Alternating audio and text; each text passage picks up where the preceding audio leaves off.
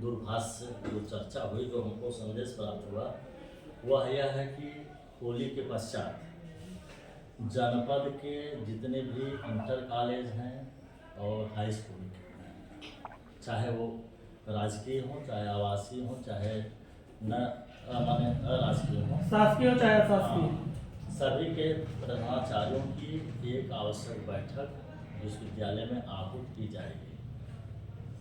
और इसका उद्देश्य यह है कि हमारे यहाँ विद्यार्थियों की संख्या कम है, जैसा कि जानते हैं लगभग 1500, मैक्सिमम 1500 विगत कई वर्षों से। तो विद्यार्थियों की संख्या एक बढ़े, क्योंकि उनका कहना है कि कहीं भी हम जाते हैं तो ये पूछा जाता है कि आप यहाँ कितने विद्यार्थी हैं, तो हम बताते हैं 1300, 1400, 1500। तो थोड़ा संख्या हमारे यहाँ कम से कम बढ़े अतिशय। तो इसके लिए ये एक किया है। दूसरा चीज़ उन्होंने ये कल आज कहा सुबह कि हम इसके लिए प्रवेश विवरणिका, जैसे मार्च अप्रैल में हमारे यहाँ प्रवेश प्रक्रिया प्रारंभ होगी, तो प्रवेश विवरणिका हम छपवा देते हैं, वो आएंगे 1-2 दिन में। तो प्रवेश विवरणिका का प्रारूप भी बन जाएगा। उसको हम लोग जैसे जिस प्रिंसिपल के यहाँ हम लोग मिलेंगे या टेलीफोनिक, सारे प्रिंसिपल से आप जानते हैं हमारे यहाँ पूरे जनपद में 110 विद्यालय हैं, जिसमें से 7 राजकीय विद्यालय हैं, 13 आवासीय अशासकीय हैं और दो समाज कल्याण वाले हैं और 88 वित्त विहीन हैं। कुल मिला के 110 विद्यालय हैं और सारे विद्यालयों के प्रधानाचार्यों के मोबाइल नंबर भी हम लोगों के पास हैं। ये DIOS ऑफिस से आज सुबह हम लोगों ने जब ये सूचना माननीय कुलपति जी से प्राप्त हुई तो मनाया कि भाई हमारे कहाँ से हम पता चलेंगे कि कौन विद्यालय का प्रिंसिपल कौन है, क्या मोबाइल नंबर है।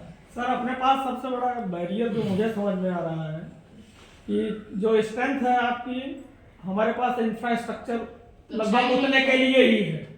फर्स्ट सेकेंडरी है कि मैन पावर हमारे पास उतना ही है जितने को अभी हम लेके चल सकते हैं, उतना भी तो सबसे बड़ी चीज ये है कि जो बेसिक नीड है इंफ्रास्ट्रक्चर और मैन पावर। ठीक है, ये तो प्रशासन का काम है। प्रशासन अगर विद्यार्थियों की संख्या बढ़ा रहा है तो वो अपना फैकल्टी बढ़ाए, नहीं तो सर, इंफ्रास्ट्रक्चर का इम्पैक्ट नहीं हुआ, हमारे ऊपर ही वो आएगा। कैसे आप चलाओ? नहीं तो फिर हम लोग कहाँ चलाएंगे, अपने घर तो से? मेरे कहने का मतलब है एक बेसिक नीड जो है वो बेसिक नीड इंफ्रास्ट्रक्चर की है और ह्यूमन रिसोर्स का है। तो बेसिक नीड और ह्यूमन रिसोर्स बढ़ाए, तो एक चीज हो गई, दो चीजें हो गई। और तीसरी चीज ये है कि जब हम लोग मानसिक रूप से स्वस्थ होंगे तभी इन सारे कार्यों का संपादन कर पाएंगे। सबसे पहले तो सबसे महत्वपूर्ण यह है कि इन सारे कार्यों को करने के साथ साथ हम लोगों की जो ठीक है